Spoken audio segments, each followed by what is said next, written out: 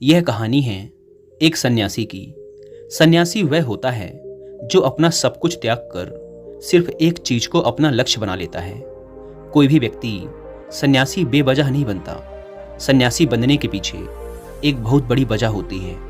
उस व्यक्ति के सन्यासी बनने के पीछे भी एक बहुत बड़ी वजह थी। सन्यासी बनने से पहले उस व्यक्ति के मन ने उस व्यक्ति से बहुत से गलत कार्य करवाए थे, बहुत से पाप करवाए थे।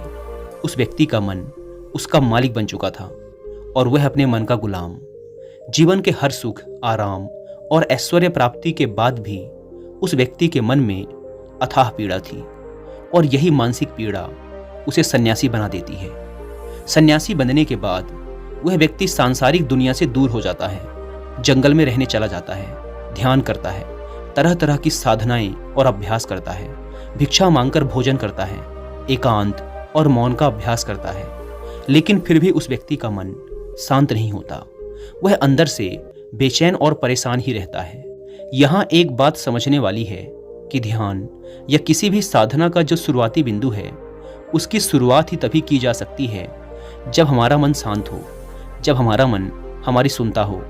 लेकिन उस सन्यासी का मन ना तो शांत था और ना ही उसकी सुन रहा था।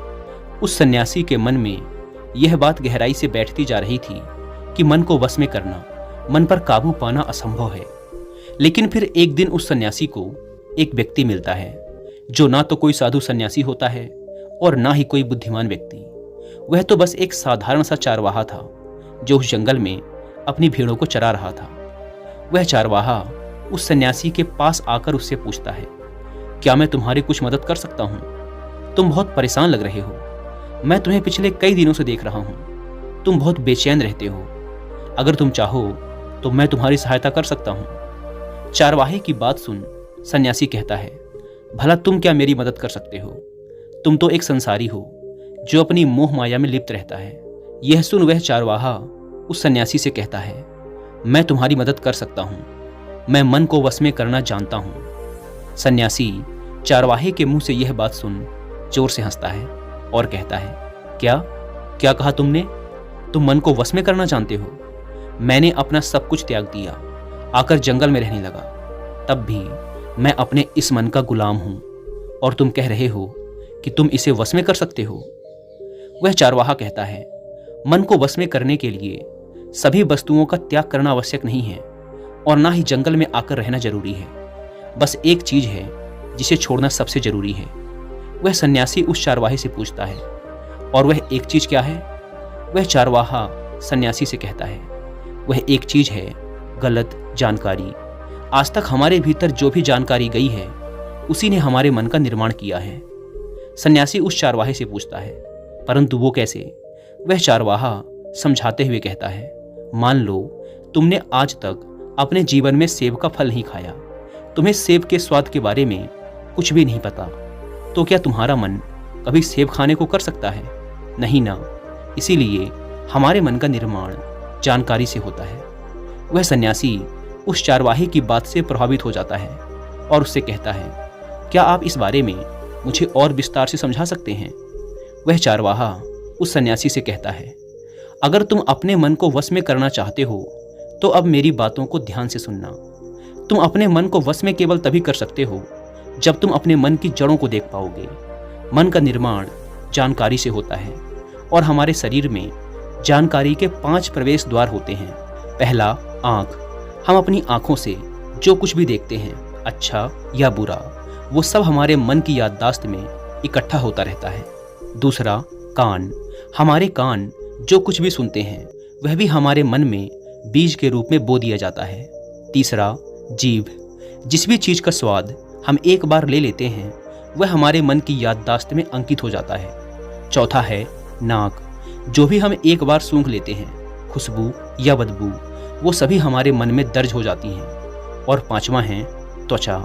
जिस भी चीज़ को हम एक बार छू लेते हैं, स्पर्श कर लेते हैं, उसकी याददाश्त हमारे मन में कहीं ना कहीं अंकित हो जाती है।